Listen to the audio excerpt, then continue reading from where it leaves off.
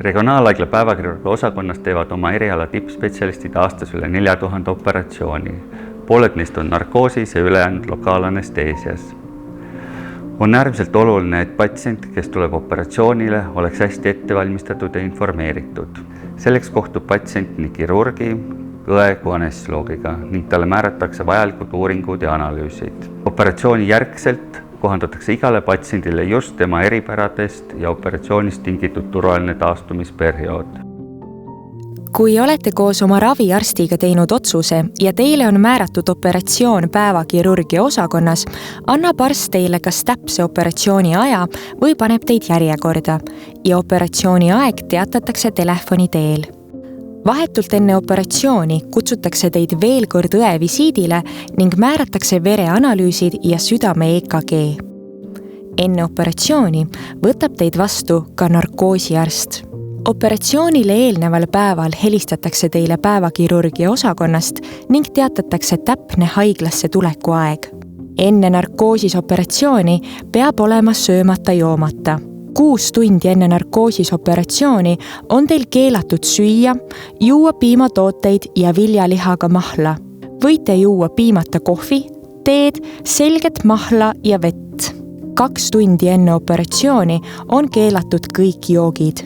Operatsioonile eelneval päeval sööge harjumuspäraselt ja puhake. Magage normaalse pikkusega ööuni. Õhtul enne operatsiooni või operatsioonipäeva hommikul käige võimalusel duši all ning võtke oma ravimid, mis on eelnevalt anestesioloogiga kokku lepitud. Operatsioonile tulles ei tohi te põdeda palavikuga haigusi ega hingamisteede infektsioone. Haiglasse võtke kaasa vahetusjalanõud, kuuldeaparaat, isikut tõendav dokument, täislaetud akuga telefon, lugemisprillid ning ravimid oma krooniliste haiguste jaoks. Kõik ehted jätke koju. Lastele võtke kaasa oma riided. Soovitav on, et keegi saadab teid haiglasse või tulete taksoga, sest pärast narkoosisoperatsiooni ei tohi te juhtida autot, et ise koju sõita. Sisenedes regionaalhaigla Mustamäe meditsiinilinnaku peauksest, suunduge paremale, jälgides päevakirurgia osakonna suunaviitesid. Aatriumist möödudes pöörake purskkaevudest paremale ja sõitke liftiga C5 3. korrusele.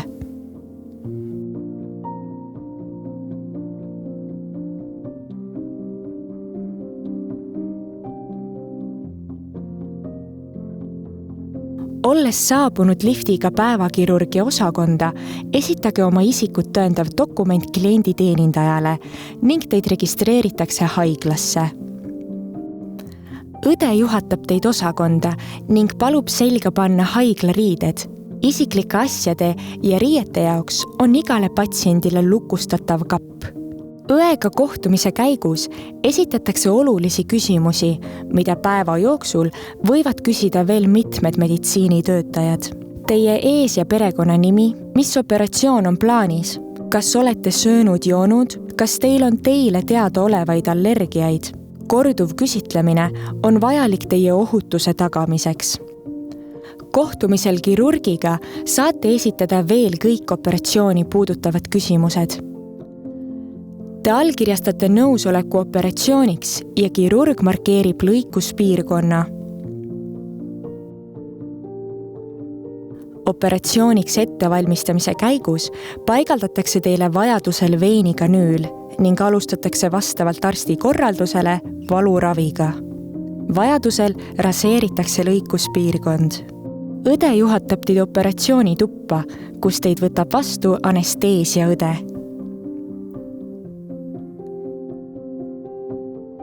Pärast operatsiooni jälgitakse teie tervislikku seisundit ärkamispalatis.